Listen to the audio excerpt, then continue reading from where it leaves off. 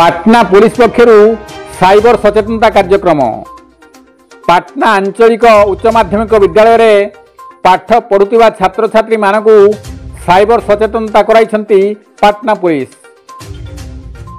देश में साइबर ठकई दिन को दिन वृद्धि पाइथिया बेले ओडिशा रे मध्य एहा चरम सीमार पहुंची।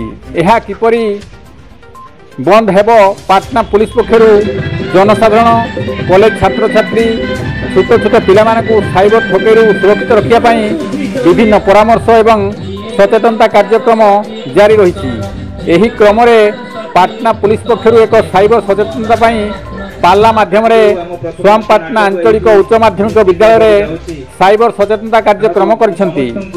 केन्दुझर जिला को आसीथिबा इंस्पेक्टर स्वरूप रंजन नायक, पाटना थाना एसआई लक्ष्मण माझी, पुलिस कर्मचारी माने एथिरे शामिल थिले। कॉलेज रे पाठ पढ़ुवा छात्र छात्री, सरस्वती शिशु मंदिर छात्र छात्री, स्कूल रे पाठ थुबा छात्र छात्री मानकु मोबाइल रे आसुथिबा ओटीपी फेक कॉल रु केमिति छात्र छात्री माने साइबर ठारू दूरई रहिबे चेष्टा करंतु बोली पाटना पुलिस पक्षरु सचेतना कराइथिला। गोविंद राउत का रिपोर्ट, केडी न्यूज।